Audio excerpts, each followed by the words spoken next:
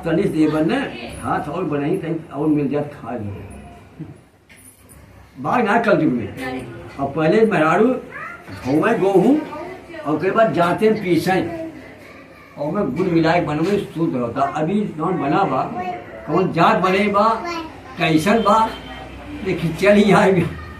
अब यह अपन इसमें कहे प्रसार कितना खराब है, भगवान का अवहेलना न करिए और भगवान से झूठ नहीं बोलना। या ताकि तुम्हारा सुमा में जासा सुमति के मसीह नियुष्णम वचनम सुत्वा सत्यम भवेत् से पुत्र केतु ने तुझे करता समीरता। बढ़िया दिमाग तो भगवान ने इतना धन दे दिया लेकिन उसका झूठ बोलना कृपणता गया नहीं। भगवान उसको फिर कष्ट देते हैं, फिर अस्वप्न देते हैं कि हे बढ़िया हे दिमाग आप नौका में हीरा जवाहर बेच करके चलिए व्यापार करिए। सुबह बढ़िया दिमाग नहा धो करके नौका में हीरा जवाहर मोती लेके व्यापार के लिए निकलता है। भगवान को देखने के लिए उनसे पहले समुद्र के तीरे एक कोढ़ी रूप बना के पहले से बैठा रहे कि देखिए अब इन्हर का इच्छा बा का कहत। जब बढ़िया दमाद नौका के पार पहुंचत थे तो भगवान पूछा थे कि इस नौका का लिहे क्या तो उसे मतलब का मन लता पास धनिया लिहे है कह जा तो जैसे इच्छा बा हो जाए। वह उसमें नौका को पा लगे भगवान आप एक वृक्ष के नीचे बैठ के कहें देखिए सवाल लौटत है कि ना लौटत का है। बैठ गए बढ़िया दमा जो उस पार जाते हैं जब उठावत है दुकान में लगावा बेटा जब झूठ बोला लता पास धनिया हो जाता तब बेहोश हो के दमाद और दोनों ससुर भी गिर गया थे भूमि।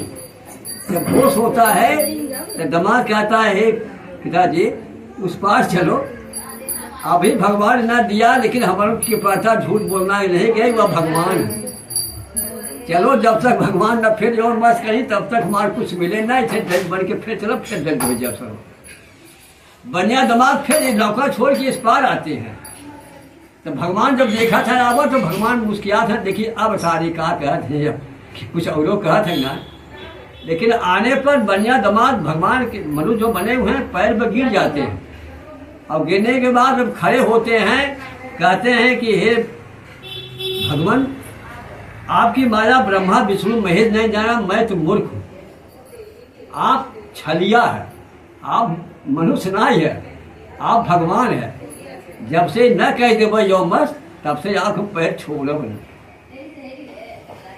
बार बार आग्रह पर भगवान खुश हो जाते हैं फिर कर देते हैं यो मस्त यो कर माने बाद फिर विलक्षित हो जाते हैं फिर बढ़िया दिमाग को दिखाई नहीं। बढ़िया दिमाग फिर उस पार जाते हैं देखते हैं हीरा जवाहर मोती हो जाते हैं। तब बढ़िया का दामाद कहता है कि पिताजी आप कथा सुनिए और इच्छा अनुसार चलिए घर भगवान ने काफी धन दे दिया। कथा सुना। कथा सुनने के बाद जब गांव के नजदीक पहुंचता है तो एक दूध भेज देता है अपनी पत्नी और पुत्री के पास कि जा करके कह दीजिए आपके पति दामाद जो है काफी धन लेकर गांव के नजदीक पहुंचे हुए। तू जब घर पहुंचता है तो घर कलौती लौती घर ताला बंद था। पड़ोसी ने कहा कि ब्राह्मण घर कथा हो रहा है कलौती लिलावती वहां पर गई है। मंत्री तुरंत ब्राह्मण के घर जाता है कथा हो रहा था जैसे यहाँ हो रहा है। मंत्री पहुंचता कलौती लिलावता कहता है कि आपके पति दामाद काफी धन लेकर के गांव के नजदीक पहुंचे हुए चलिए घर। यही है इतना खुश हो गई कि भगवान का कथा भार में जाए चलिए हम अपन देखिए अगवानी करेंगे भगवान का दे।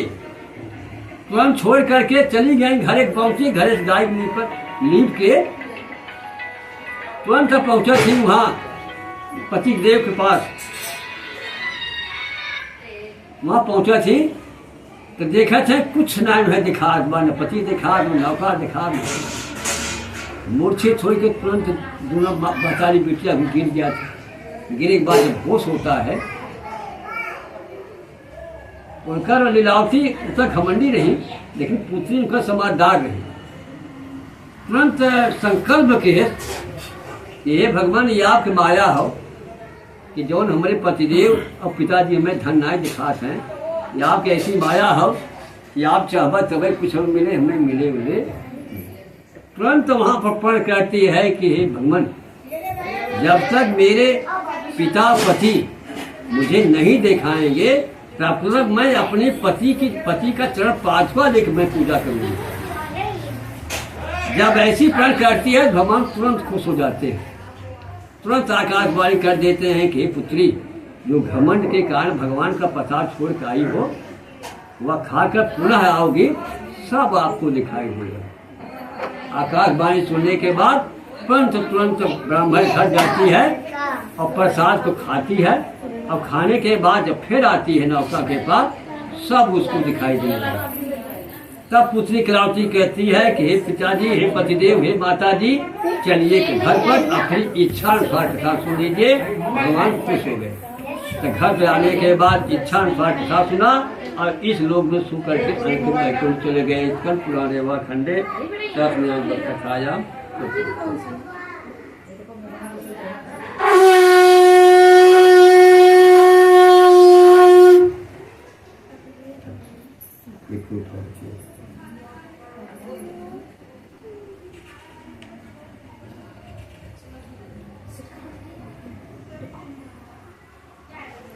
पांचवा अध्याय में है कि कितना पुत्र हो जाए, कितना धन हो जाए, लेकिन आदमी के घमंड न करे। जैसे आम फरत है, इतना आम फरत है लेकिन वो लटक जाए। मनुष्य के चाहे कितना धन हो जाए, लेकिन ये पड़ोसी से न कहें कि हम तुम्हें मार के खाए जाओ। अगर घमंड हो गए तो खत्म। इसमें एक 5वें अध्याय में 18 प्रवक्षा में आसे तो गजो महाभारत प्रत्यय एकदा द्रवने गत्वा विधान तरित्वा फिर बनते स्वबंधवा ततो गोबला सर्व प्रसादम न चेतन प्रसाद ततजम राधा दुखम वास। एक तुंग राजा थे जो दिन भर दान देते थे, लेकिन इतना उनको घमंड हो गया मैं अगर प्रजा को न दूं तो प्रजा खाने एकदम मर जाएंगे। तो भगवान ने उनका घमंड दूर करने के लिए एक दिन राजा को स्वप्न दिया कि आप जा करके खेत खेलिए, प्रजा को खिलाइए। सुबह होने पर राजा ने स्नान किया और घोड़े पर सवार होकर जंगल के जब निकलते हैं, बीच रास्ता में जाते हैं तो यादव लोग एक वृक्ष के नीचे कथा सुन रहे हैं। वहाँ पर राजा जब पहुँचते हैं तो घमंडी राजा हैं, रुकते नहीं। सोचे भगवान जाए भाड़ में, यहाँ रुका तो हमारा 2 मिनट आकाश हो जाए। तुरंत घोड़े के एयर लगा के जब जंगल पहुँचते हैं तो वह दिन भगवान की ऐसी माया हुआ, जो 2-4 शेर मारकर प्रजा खिलाते थे, उस दिन एक रोआ भी किसी को मार नहीं। बेबस होकर के जब घर पर आने लगते हैं भवन में तो कथा समाप्त हो चुका था। देखा राजा साहब और जंगल से आ रहे हैं तो यादव लोग कथा में एक गिलास में चना मिर्च, एक कथा में पंजीरी लेकर राजा के सामने खड़ा होते हैं। तो घमंडी राजा सोचा थे सतुआ रस मिले में काम मिले, तुरंत मारने चाहते से जाय छटक गिरत है और राजा अपन पहुंच जाते भवन। वहां पर जब पहुंचते हैं देखते हैं सब पुत्र हैं, सब मरे पड़े हुए। कोषागार में जाते लता पात धनिया दिखाई देता है, जो घोड़े ही न जाते सब मरे पड़े हुए। तब तुरंत राजा को आभास हुआ, जो घमंड के कारण मैं भगवान का प्रसाद फेंका हूँ, यही कारण है जब भगवान जब से प्रसाद नहीं ग्रहण होगा तब तक मुझे कुछ नहीं मिलेगा। तुरंत घोड़े पर सवार होकर यादव बस्ती में जाते हैं और यादव लोग से बार बार आग्रह करते हैं, मेरा बहुत गलती हुआ है, जो भगवान का प्रसाद आपके हाथ से फेंका हूँ, मेरा सब नष्ट हो चुका है। जब तक भगवान का प्रसाद आप लोग नहीं दोगे तब तक कुछ नहीं मिलेगा। बार बार आग्रह करने पर यादव लोग उनको चरामित प्रसाद दिया और खाने के बाद जब घर पहुँचे सब दिखाई दे गए। तो राजा ने ब्राह्मण बंधुओं को बुलाकर इच्छानुसार कथा सुना और इस लोक में सो करके अंत में वैकुंठ को चले गए।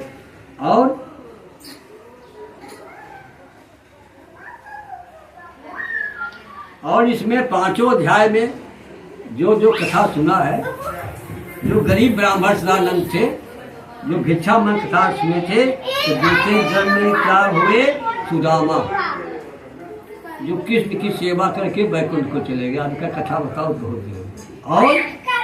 और जो मुसारा कथा सुना था, दूसरे जन्म में केवट हुआ, जो राम लक्ष्मण सीता का पैर धोकर वैकुंठ को चला गया। और जो राजा थे जिसके पुत्र नहीं थे, जो कथा सुने थे, वो दूसरे जन्म किया हो दशरथ, जो राम लक्ष्मण भरत शत्रुघ्न की सेवा करके बैकुंठ को चले गए।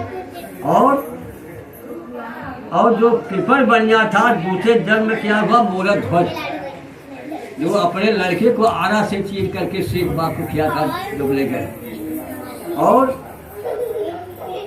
जो यादव लोग कथा सुने थे, दूसरे जन्म में क्या हुआ स्वयं ही ऋषि, जो विभिन्न प्रकार का पूजा पाठ करके बैकुंठ को चले गए।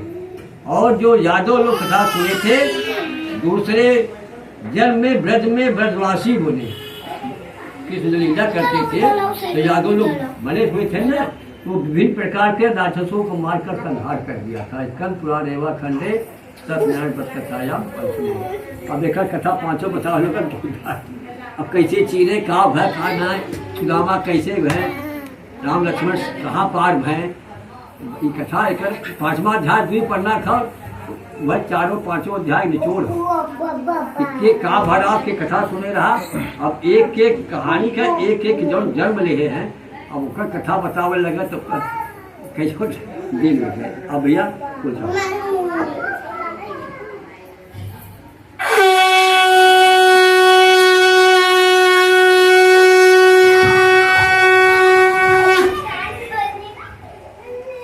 बोलो सत्यनारायण भगवान की जय। अब भैया अगले कुल में